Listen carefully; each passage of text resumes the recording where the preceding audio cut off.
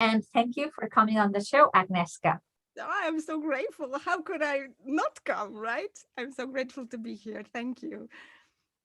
You, you are in some ways a representative for mothers of young children. Look, that's why I want to share your story. And let's go back to the time where you decided to go online. You have children already. That was the whole reason for going online, wasn't it? Yeah, those two kids kicked me in the butt to change the perspective about earning money. My background is architecture, but, working, hustling, crazy hours, answering phones in the middle of the night, that's not something that you do when you've got two kids. And it was Mm. actually the moment when I was coming back from one building site, already with one kid in the back of my car, like going with her to my mom to pick her up. And then I was pregnant with the other one, and I nearly fell asleep in the car, and that was this wake up call. And I Mm. understood, no way, you cannot do it longer. It's impossible to prove everybody that you can be both a, present mom and a professional. So I said, okay, time to change something. And, at the beginning, I chose to be a present mom. My mom is a real role model. She was always present. And I think I owe everything to her, like this, consciousness and self-confidence. But then something really, started putting this needle into me. I was at home with the kids, really happy, buying all this, children's stuff and fancy things. But part of me was, dying. This entrepreneurial woman, like my both parents are entrepreneurs. So I just saw this pattern. I knew nothing else. And, this every day the same, like this, repeated constants was not for me.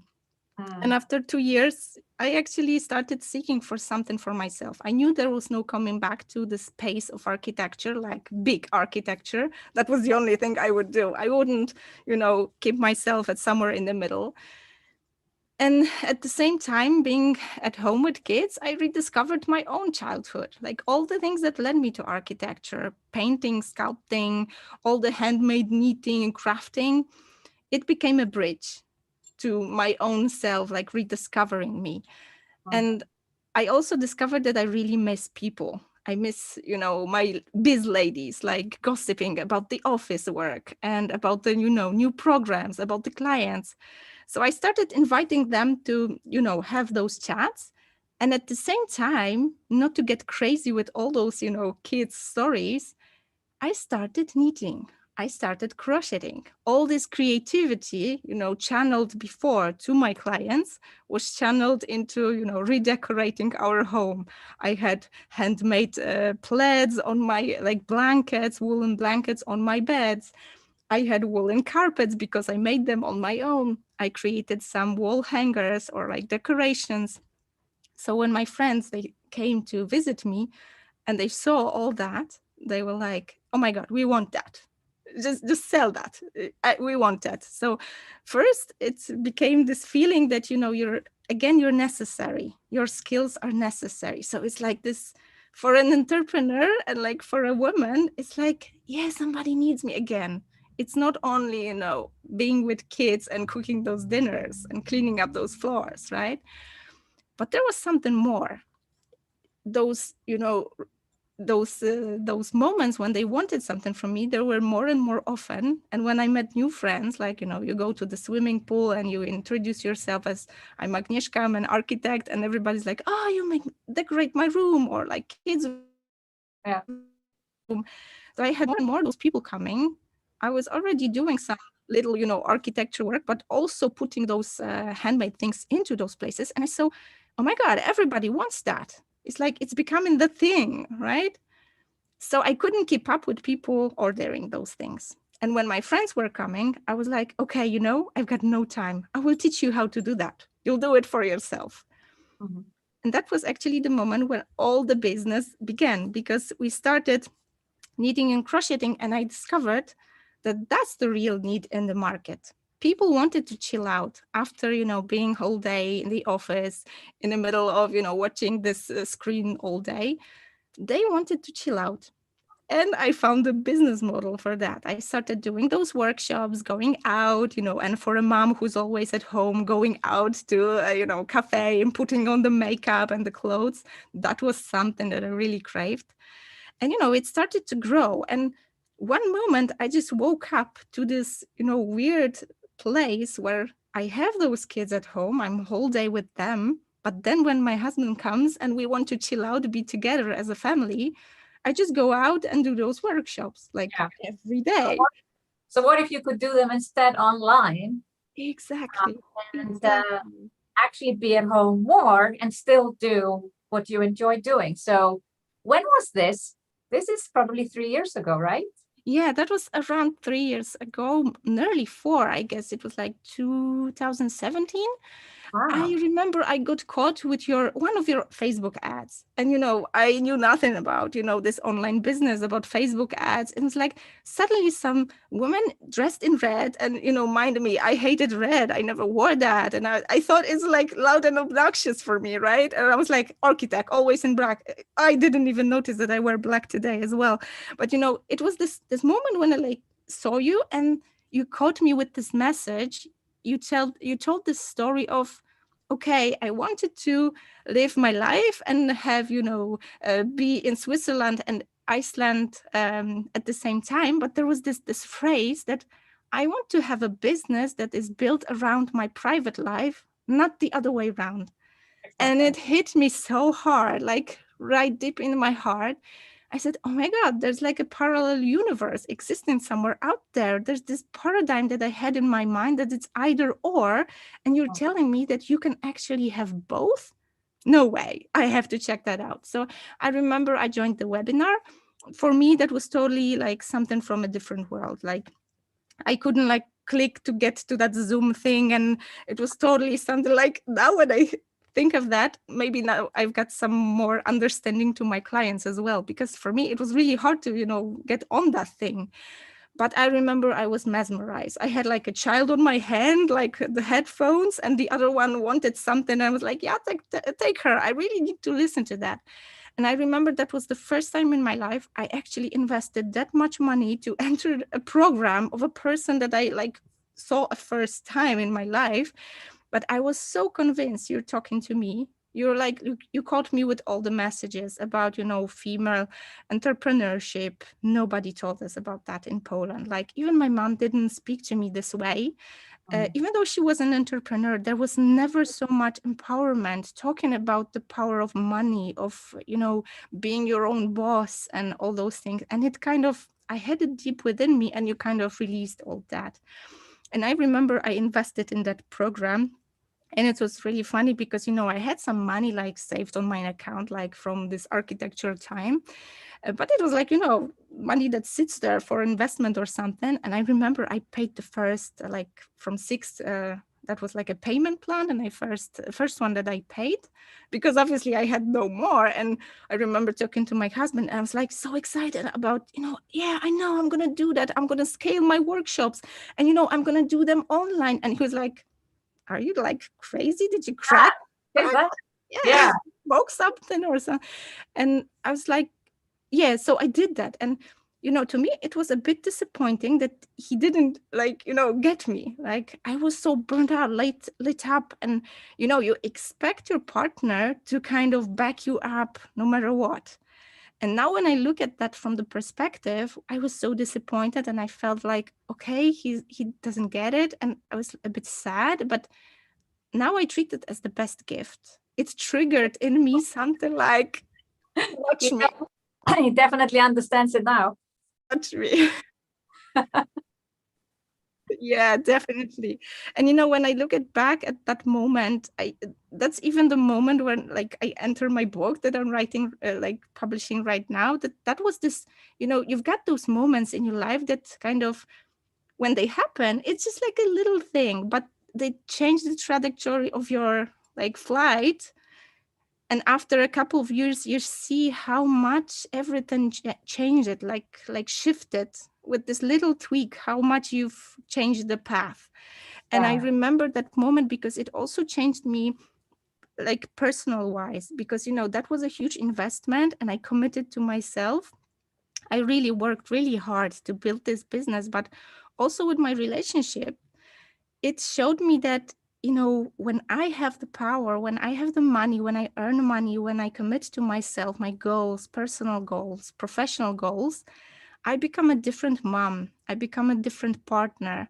And I realized that that's a mom that I want to show to my kids. Like I Yeah, want to imprint that model. I didn't have that model at my home, and I saw that I had some qualities from my mom, but then I really admired my father, who was this, strong entrepreneur, like really doing the things he planned. And I kind of, dared to get that for me as a woman. That's you really amazing. you wanted both, and you can have both. Yeah. Exactly. So 4 years ago, you started this journey, and you created an online course, and started your online business, and then ultimately, you decided that you were ready to also invest more and go into the next program, which is Exactly. Momentum. I thought a lot of women were looking at you saying, yes, you are a role model because you were pregnant at the time. Yeah, it was really a great story about, this parallelness of this business life and family life, because I always dreamt of big family, and we already had 2 kids, and it was really hard financial wise, because I was at home with kids, like building the business. So it wasn't still, that much of a huge business as it is now. And still I was kind of ambitious, and still I was dreaming about the third child. So every conversation about the next child, it was like, yeah, we cannot afford it. Like, you're investing like crazy in your business, you're hiring those new people, that costs money, right? And you're like stuck at computer because you're constantly, reinventing this business. And sometimes you're even traveling. We went to Zurich when we still could before COVID for the conference. Yeah. But actually, when the business started to really to grow, we got back to this conversation, and it was like, okay, we earn enough, now we can like afford a child. And it was like no conversation. Okay, so I got pregnant, and I said, okay, so if I could like reach this personal dream, because the business allowed that, so I had this peace of mind that, yeah, we can afford a third child while me still working, right? Working less hours, but earning more, and still have time for the child. I'm ready for the next step. And I remember that I went to your conference in Zurich, and yeah, and I was part of Momentum already. But this shift in my mind, it happened before I got pregnant. I got pregnant, and I had all those, things that I won't manage to go to the next level or hire new people. But paradoxically, another child triggered changes in the business, because I needed to hire people, because I knew that I won't have that much time.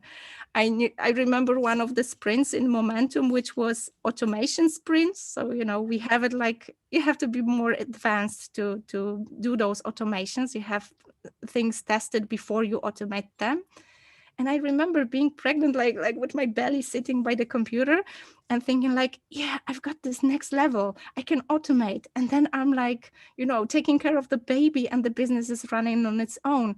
And it was such a magical, uh, this unity. Like, the private life was a driver for the business, and the business was a driver for changes in private life. So yeah, I wish that to every mom. Yeah. Yeah, exactly.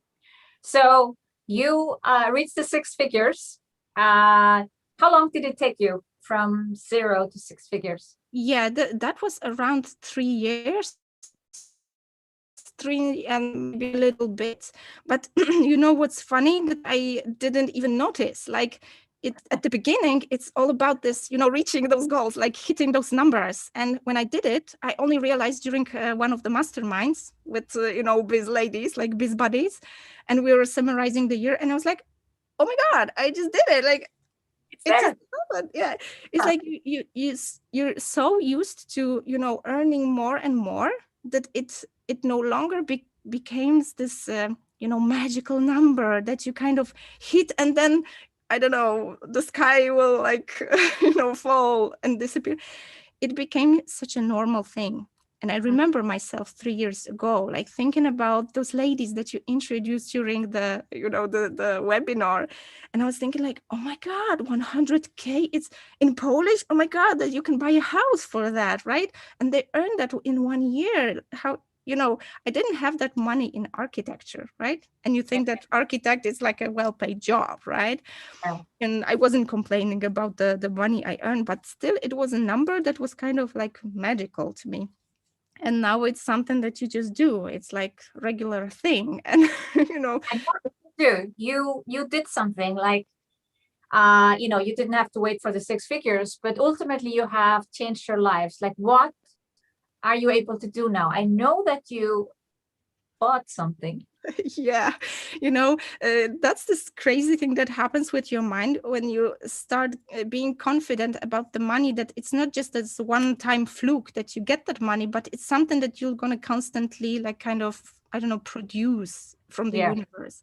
And even though I have like a team of 7 people, so just imagine, paying that money for their work, that's a responsibility. And you have that in your mind, like, I have to earn that money. I couldn't like not pay them. But still, I remember COVID, like when it hit and we're at home and we're not this, house people, we're rather flat people. We live in a city center of Poznań, that's in Poland. And we're rather those people that we like to be in the city center. Like even in COVID, we like going outside. Yeah. But 60 square meters was quite small during COVID with 3 kids like running around, right? And I remember my neighbor downstairs, when we just like in those masks, we're just like talking and you're just craving for a human being, not computer. And we're just like, how's things going? Yeah, how's the shopping? Maybe I could help you with shopping or something. We were like doing that every single day. And she was like, oh, we're sick and tired of being here. We want to go somewhere to the countryside. And we're like, we're going to be probably moving. And you know what I did? It's like, you wouldn't do that if you're not confident about the money. But I just like made an offer to buy their flat, just like, in the corridor.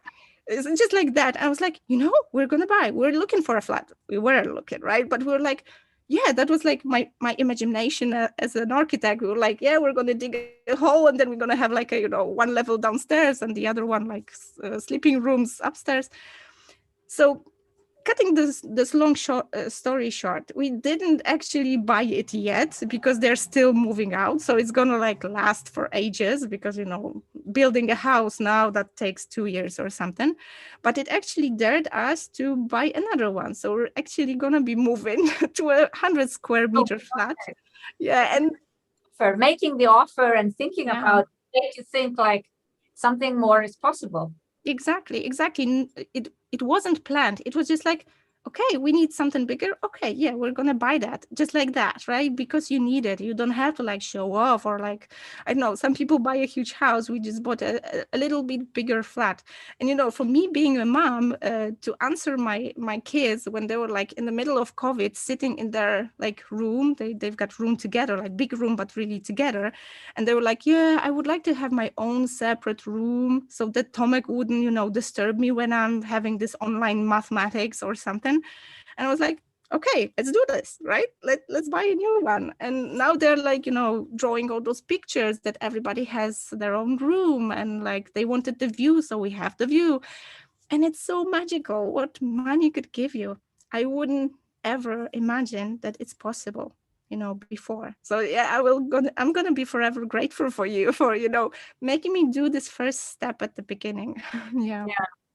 It's been fantastic to follow your journey, Agnieszka. And there's so much, you inspire me, you inspire also a lot of young mothers who are having children and not using that as an excuse.